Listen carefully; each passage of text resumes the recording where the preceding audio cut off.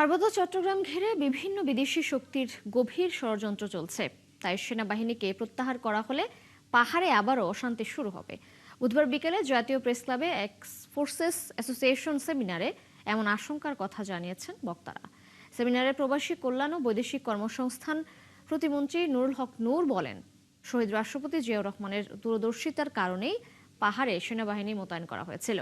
সেনাবাহিনীকে বিতর্কিত না করতে সবার প্রতি আহ্বান জানান তিনি। অনুষ্ঠানে উপস্থিত ছিলেন প্রধানমন্ত্রীর রাজনৈতিক সহকারী রাশেদ খান। তিনি অভিযোগ করেন, কিছু দায়িত্বশীল ব্যক্তি ও ছাত্র নেতা সেনাবাহিনী নিয়ে কুরুচিপূর্ণ মন্তব্য করেছেন, যা রাজনৈতিক শিষ্টাচার ও দেশের নিরাপত্তার পরিপন্থী।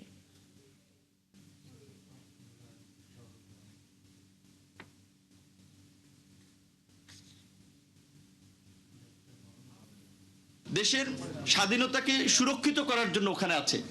সেখানে যদি তাদের কোনো বাড়াবাড়ি থাকে কোনো জায়গায়, সেটা নিয়ে দাবি তোলা যেতে পারে ওখানের যারা ভুক্তভোগী, কিন্তু সেটা না করে যারা সেনাবাহিনীকে পাহাড় থেকে তুলে আনার কথা বলে, এইটা তো ইন্টেনশনাল। এই পার্বত্য চট্টগ্রামেও জিয়াউর রহমানই বুঝতে পেরেছিলেন অ্যাজ এ মিলিটারি অফিসার হিসেবে, সামরিক শীর্ষ কর্মকর্তা হিসেবে, এটা বাংলাদেশের নিরাপত্তার জন্য একটা গুরুত্বপূর্ণ বিষয়।